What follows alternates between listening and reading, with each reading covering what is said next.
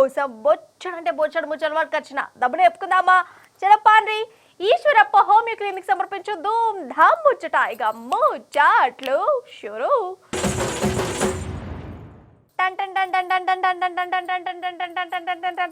యావత్ Jubilee hills నియోజకవర్గం ప్రజానికానికి ధూమ్ ధామ్ ముచ్చట్ల తరపున తెలియజేయనది ఏమనగా ఇక మీ కోపం తీర్చుకునే యాళ్ళొచ్చేసింది. కాంగ్రెస్ పాలన ఎట్లున్నదో ముఖ్యమంత్రికి ఎరక చేసే జిమ్మెదారి మీ మీద పడ్డది. అంటే నేను చెప్పేది ఏంటంటే ఇక మీ కాడ ఓట్ల జాతర షురు అయిందహో. వచ్చే నెల 11వ తారీఖు నాడే జూబ్లీ హిల్స్ అసెంబ్లీకి ఓట్ల హో. కావున తామెల్లరూ మీ ఓటు హక్కు వాడుకొని సర్కారు వారి పనితీరు ఎట్లున్నది, బీఆర్ఎస్ పాలన ఎట్లుండే, తెలంగాణ జనం ఏమనుకుంటుర్రు, రైతుల మనసులో ఏమున్నది, ఇవన్నీ ఓటుతోనే జవాబు చెప్పాలి. మరి ఈ ముచ్చట్నే చెప్పుకుందాం. ఇప్పుడు మన తెలంగాణ అంతా జూబ్లీ హిల్స్ నియోజకవర్గం జనాల దిక్కే చూస్తుంది. రైతులు, నిరుద్యోగులు, ఆశా వర్కర్లు, అంగన్వాడీలు, ఆటో డ్రైవర్లు, సర్కార్ కొలువులు చేసేటోళ్ళు, చేసి దిగిపోయినోళ్ళు, కార్మికులు, కూలీలు, ఇకలాంగులు, ముసలోళ్ళు, చదువుకునే పిల్లగాండ్లు, బస్తీ జనాలు ఇట్లా ప్రతి ఒక్కరు జూబ్లీ హిల్స్ జనాల చేతిలో ఉన్న అతేరా మీద నమ్మకం పెట్టుకున్నారు.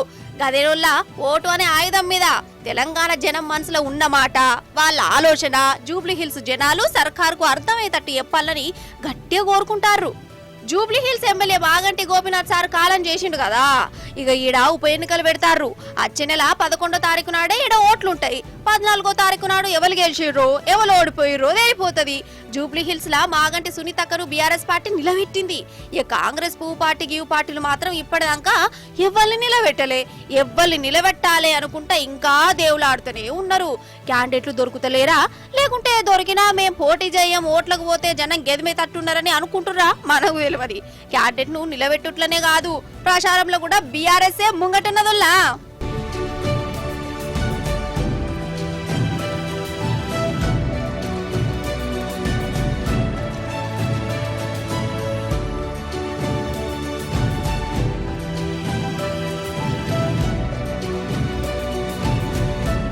నిజం చెప్తున్నా, జూబ్లీ హిల్స్ లా ఈసారి కూడా కారు పార్టీ జోరు చూయించుడు ఖాయంగా కొడుతుందోల్లా.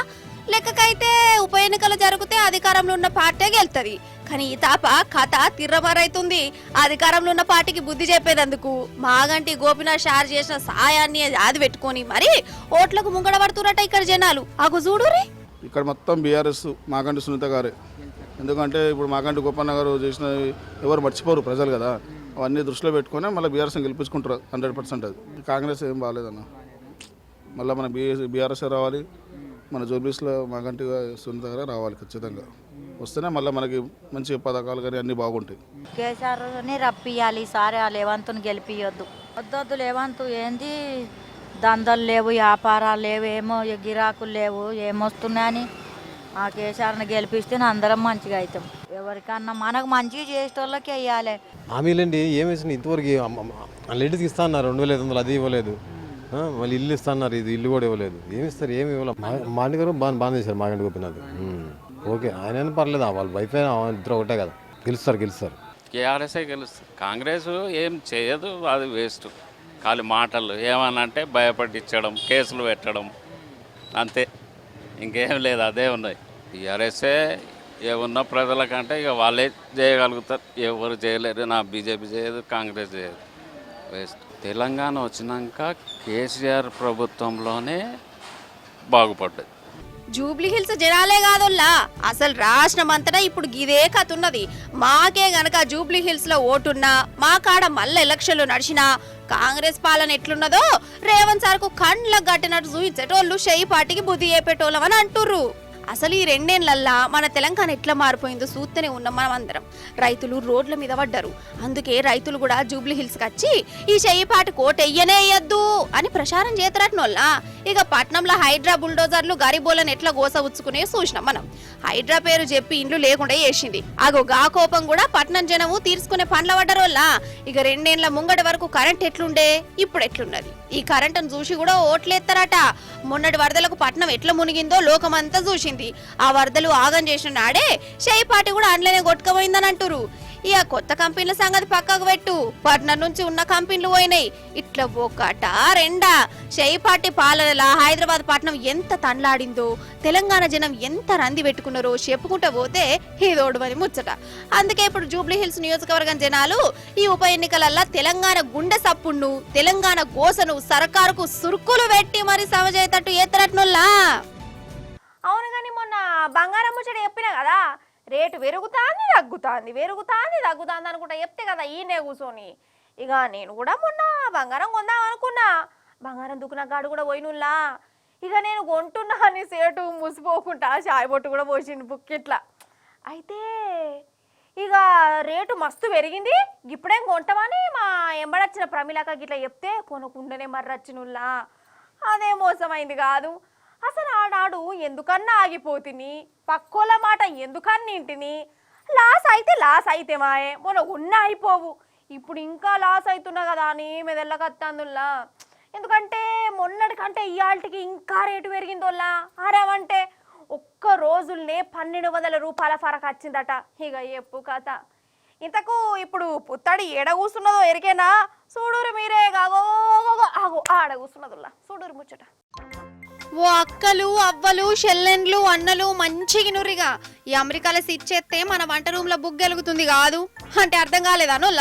అమెరికాలో అంతా ఏమో ఎటమటం ఉన్నదట కదా కథ. ఆడ ఎటవటం అయితే మన ఆడోళ్లకు నెత్తి నొప్పి రావట్టే, మన కాడ బంగారం రేట్లు బుయ్యి బుయ్యి బుయ్యి అనుకుంటే పెరుక్కుంటా పోతుంది. ఇప్పుడు అచ్చమైన బంగారం తులం 1,24,000కు మీదనే అయిందట కాదు. ఇక చెప్పు కథ, 1,24,000 అంటే ఏందన్నట్టు. ఇక 1,24,000 బ్యాగులను సూటు కేసులను పట్టుకుపోయి బంగారం సేటుకిస్తే గింత తులం చేతిలో పెడతాడు, ముత్తంతా షాయబొట్టు కూడా ఓతడు అనుకోరి పుక్కట్ల. అది వేరే ముచ్చట.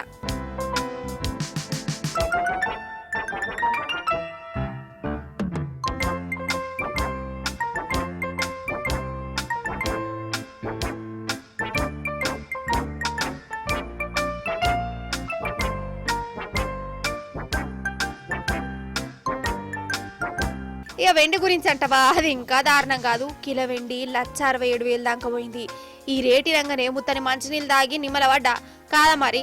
అసలు ఇవి ఏం రేట్లు, ఈ వెరుగుడేంది, మన సొంటలు కొనాలని అద్దా. ఇక గీదే దమా ఖరాబ్ అవుతుంది. ఇప్పుడే 1,25,000 అంటే ఇక ధనత్రయోదశి అత్తాంది, దీపావళి రావట్టే డిమాండ్ ఉంటది. డిమాండ్ కు తగ్గట్టు రేటు కూడా ఇంకా పెరుగుతుంది. అప్పటిదాకా ఇంకేందవుతుందో ఇక ఇదే భయం అవుతుందోల్లా. కొంటనేమో ఒక బాధ, కొన్నాక రేటు తగ్గితే పానం అంతా ఎట్లెట్లనో కొడుతుంది. ఇక కొనుక్కుంటేనేమో ఇంకో బాధ, రేటు పెరుగుకుంటా పోతుంటే అప్పుడే కొంటే అయిపోవని నిద్ర కూడా పట్టది. ఏందో పటూరి పెద్ద చిక్కచ్చబడింది మన ఊళ్ళకు కదా.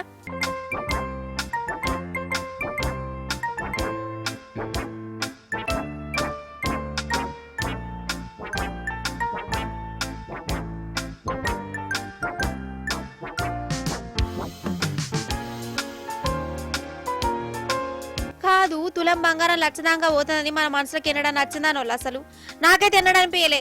కానీ ఇంత జల్దిన 1,00,000 దాటింది. ఇంకా కొన్ని నెలలు అయితే 1,50,000 కూడా అవుతుంది. ఏడాది 2 ఏళ్లలో 2 లక్షలు కూడా వలుకుతుందని అంటురోళ్ళా. ఏందో ఏమో పట్టురి, మరి రేటు పెరుగుతుంది కదా ఎందుకు కొనుడు అన్నట్టు కాదా. మనోళ్ళ పే మీద కొంతనన్న బంగారం ఉండవలసిందే నాయే, లేకుంటే ఎట్లా అసలు. కానీ రేట్లేమో గిట్ల అవుతున్నాయాయే. అసలు రాను బక్క పేదోళ్లకు ఈ బంగారం కొనుడు అవుతుందా, ఇక గిట్లనే భయం అవుతుందోళ్ళ.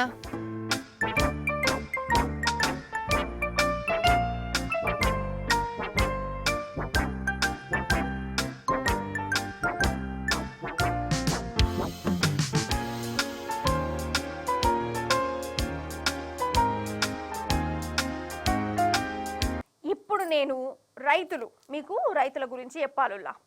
ఈ నడుమ మన తెలంగాణ రైతులు రేవంత్ అన్నకు చాలా పెద్ద ఫ్యాన్స్ అయిపోయారు కదా.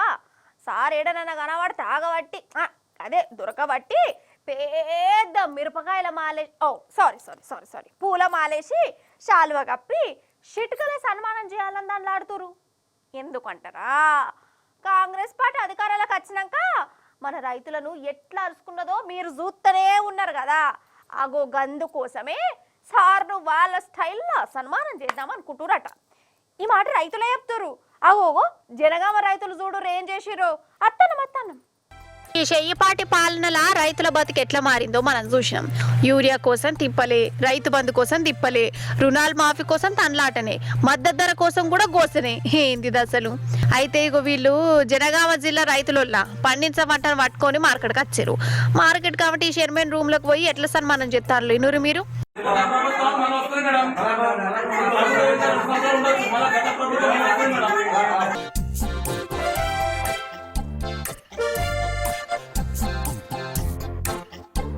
ఇన్నరా ఈ నాటకాలే చేస్తే ఇంకో 30 ఏళ్ళు కాంగ్రెస్ ప్రభుత్వం తెలంగాణలో రాకుండా చేస్తామని రైతులే వార్నింగ్ ఇస్తాను. వాళ్ళు ఇప్పుడు మళ్ళీ ఎందుకు ఇట్లా చేయిపాటి మీద కోపం చేస్తానంటే మద్దతు ధర ఇస్తలేరట.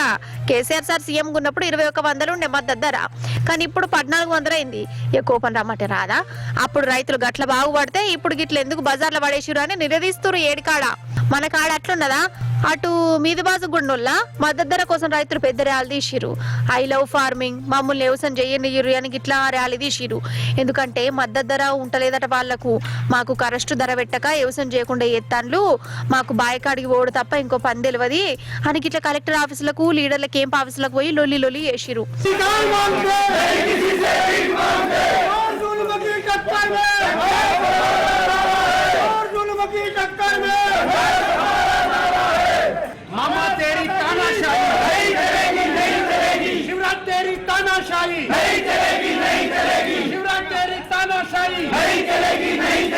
కానీ చూసినావా రైతులు ఎంత తనలాడుతురో?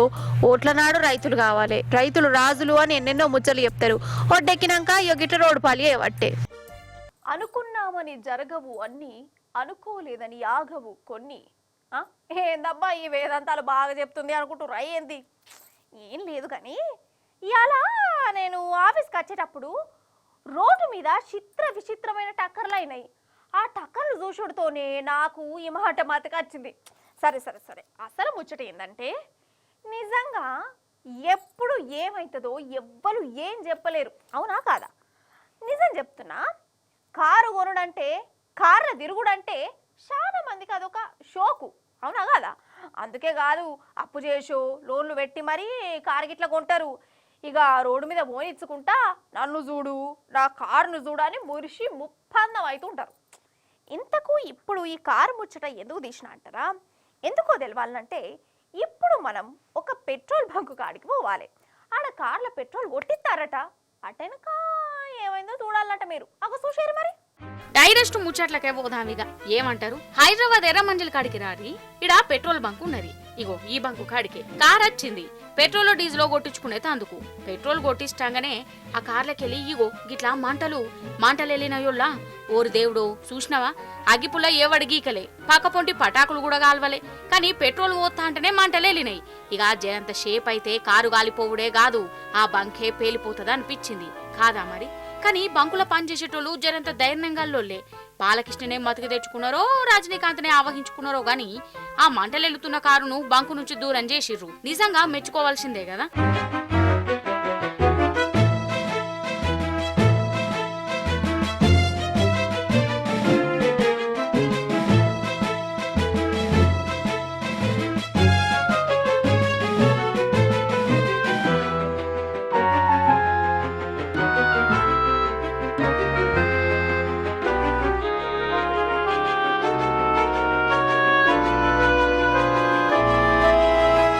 కారంటే యాదికొచ్చింది. ఇంకో కారు ముచ్చట కూడా చెప్పాలి మీకు. అది కూడా మన పట్నందే. నార్సింగ్ ఉన్నది కదా, ఆడ బండ్లు కార్లు వాటి పోకటలు అవి పోతనే ఉన్నాయి. ఇక సిగ్నల్ గా అవ్వచ్చు. ఇడ ఒక కారు ఆగింది. కారు పక్క పొంటి బండి కూడా ఉన్నది. పాపం వీళ్ళు ఏం ఖయాళ్ళు ఉన్నారో అంతల్నే.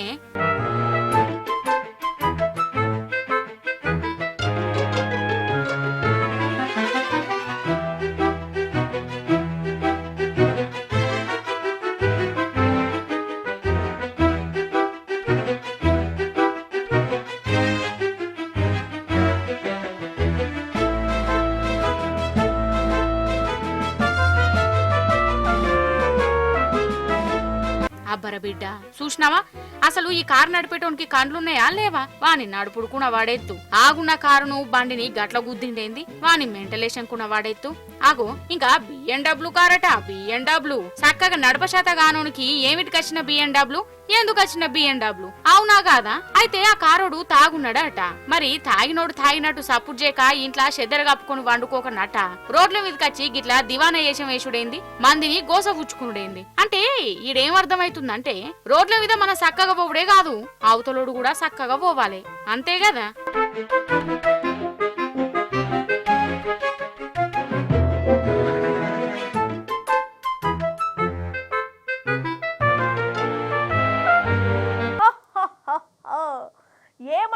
ఏమంటివి జాతి నెపమున సూత సుతుని కింద నిలువ అర్హత లేదందువా.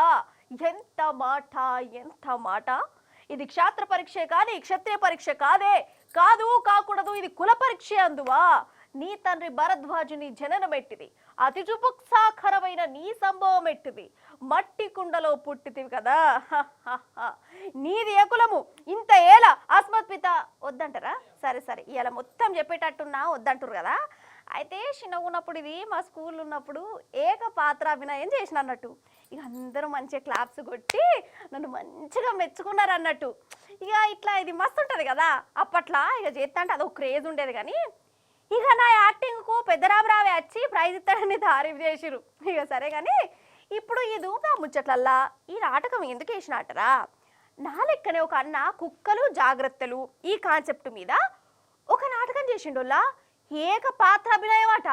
కుక్కతో జాగ్రత్తలు నాటకం వేస్తే కుక్కకు కోపం వచ్చినట్టున్నది. ఏమైందో చూడురిగా మీరే. గిదేనోళ్ళగా నాటకం. పాపం గీ అన్న ఊరి జనాలకు కుక్కలతోని జాగ్రత్తగా ఎట్లుండాలి అనే దాని మీద నాటకం వేస్తుండు. అగగు చూడు, నటించమంటే జీవిస్తుండు కదా, అటు ఇటు ఉరుక్కుంటా ఏడ్చుకుంటా, అసలు ఏమన్నా యాక్టింగా. ఈ కుక్క మీద చేసిన యాక్టింగ్ చూసి జనం మస్తు ఫిదా అయిపోయారు. కానీ ఆడాన్నే తిరుగుతున్న ఒక కుక్కకు నిజంగానే కోపం వచ్చిందోల్లా. నా మీదనే నాటకం వేస్తావు బిడ్డ అనుకున్నది కావచ్చు. డైరెక్ట్ పాపం ఆయన పిక్కలను పట్టింది కాదు, కొరుక్కపోయిందగో.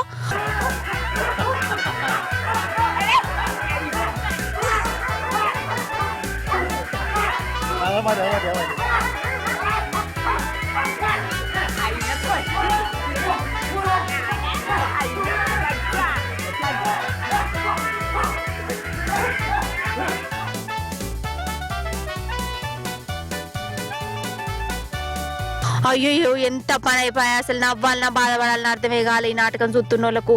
కుక్కతో జాగ్రత్తగా ఉండాలనే నాటకం వేస్తున్నాయినను ఆ నాటకంలోనే నిజంగా కుక్క గరుచుడు ఏదైతుందో ఘోరం కదా. ఇక వాళ్ళు వచ్చి కుక్కను కొట్టి ఆడికెళ్ళి సాగదోలిరు, ఈయనను కాపాడిరు. అటెనక ఈయన కుక్కతో జాగ్రత్త అనే నాటకాన్ని పూర్తి చేసిండు. అదన్నట్టు ముచ్చట. మొత్తానికి కుక్క మీద నాటకం వేసి కుక్కతోనే గర్పించుకున్నాడని బాధపడుతురు ఈయన దోస్తులు. అమ్మ తోడు చెప్తున్నా, అసలు సోమవారం నాడు పట్నంలో చూడాలి ఒక ట్రాఫిక్ అనోళ్ళ. అంటే హైదరాబాద్లో దినాము ట్రాఫికే ఉంటుంది అనుకోరు ఈ నడుమ. కానీ ఆదివారం సోమవారం అయితే ఇక సుక్కలు కనబడ్డాయి వాళ్ళ. దసరా సెలవులు ఓడిచిపోయాయి కదా, కథమిగా జనమంతా పట్నంలోకి వచ్చిరు.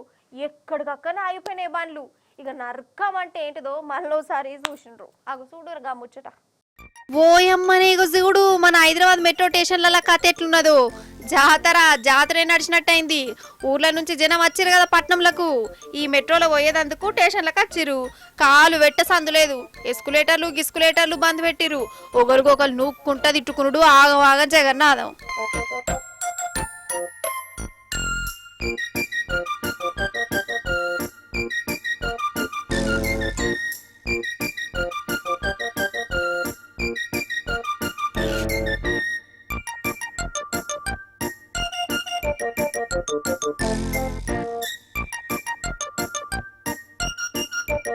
ఇక రోడ్డు మీద ట్రాఫిక్ అంటారా, లెక్కకైతే పొద్దుగాల పట్నంలో బండ్లు బస్సు ఏమి ఎక్కువ కనబడాయి.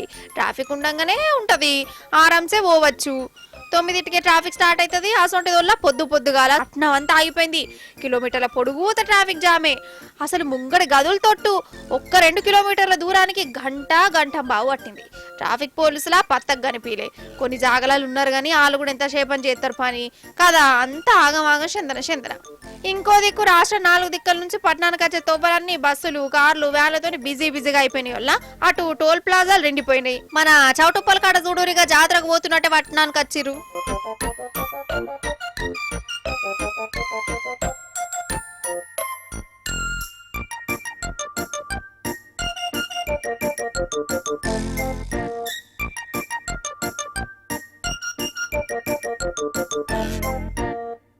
నిజం నిజం చెప్తున్నోళ్ళ ఈ పండగల పబ్బాలు పక్కకు పెట్టు ఖాళీ రోజులలో కూడా మన పట్టణంలో మస్తు ట్రాఫిక్ జామ్ అవుతుంది.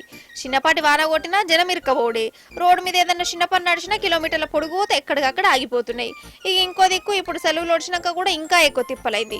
మరి ఎందుకు ఇంతగానో ట్రాఫిక్ జామ్ అవుతుంది? ఎన్నెల్లేంది ఈ నడమనే పట్టణం జనం రోడ్డు మీదకి అత్తే గింత నా నరకం ఎందుకు చూస్తాన్లు? ఇది ఒక్కసారి ఆలోచన చేయాలి, అర్థమైపోతుంది. ఈశ్వరప్ప హోమి క్లినిక్ సమర్పించు ధూమ్ దా ముచ్చట ఎగ్గివ్వుల్లా గీయాల్టి ధూమ్ దా ముచ్చట్లు మంచిగా ఉన్నాయి కదా, మస్తు చెప్పినా కదా. మళ్ళీ వచ్చినప్పుడు ఇంక నీ మంచి మంచి ముచ్చట పట్టుకొస్తా. అప్పటిదాకా ఏం చేస్తారు చూస్తూనే ఉండాలి. T news. Ta-ta bye bye నమస్తే. ఇంక నేను పోయి వస్తా.